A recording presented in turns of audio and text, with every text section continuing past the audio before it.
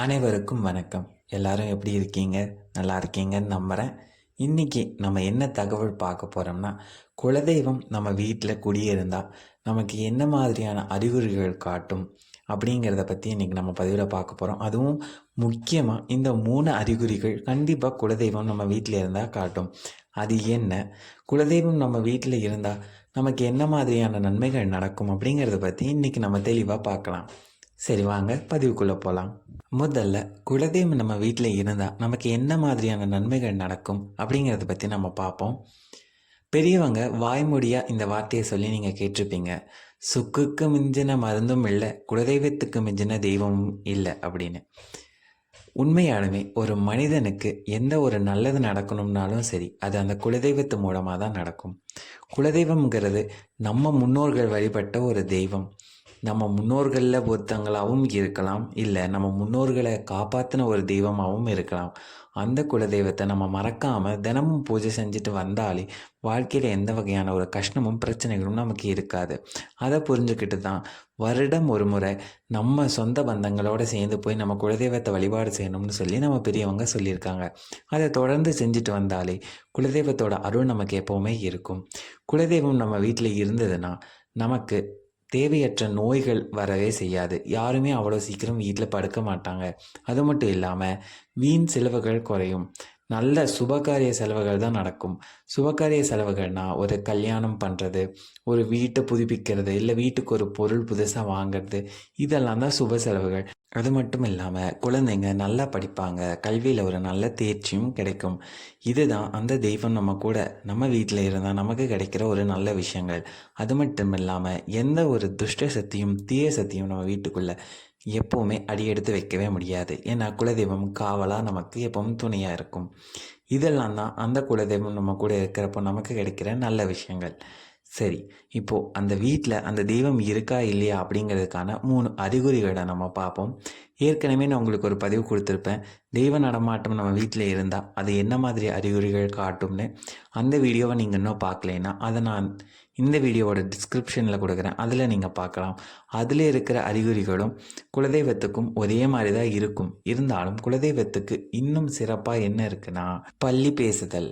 பள்ளி நம்ம வீட்டில் பள்ளி இருந்தாலே இப்போ நிறையா பேர்த்துக்கு பிடிக்க மாட்டேங்குது. இதுதான் முதல் அறிகுறியும் கூட. வீட்டில் பள்ளிகள் அதிகமான ஒரு நடமாட்டம் இருக்குது. அது நம்மளை எந்த ஒரு தொந்தரவுமே செய்கிறதில்ல. நம்ம பேசுகிறப்போ, நம்ம ஏதாவது ஒரு விஷயம் சொல்கிறப்போ அது பேசும் அப்படின்னு நமக்கு சொல்லியிருக்காங்க. அப்படி பள்ளிகள் பேசினாவோ அது நிறையா நம்ம வீட்டில் இருக்கிறனாலோ குலதெய்வத்தோட நடமாட்டம் அங்கே இருக்குது அப்படின்னு நீங்கள் தெரிஞ்சுக்கலாம். எப்படி சொல்கிறேன்னா, இப்போ நீங்கள் ஒரு நல்ல விஷயம் பண்ணுறீங்க, ஏதாவது ஒரு விஷயத்தை பற்றி பேசிகிட்டு இருக்கீங்கன்னா அது பண்ணலாமா வேண்டாமா அப்படிங்கிற ஒரு முடிவை நீங்கள் எடுக்கணுங்கிற நிலமையில் அது உங்களுக்கு பதில் சொல்லும். இப்போ நீங்கள் அதை செய்யலாமா அப்படின்னு கேட்குறப்போ அது பேசுச்சுன்னா கண்டிப்பாக நீங்கள் அந்த விஷயத்த செய்யலாம்.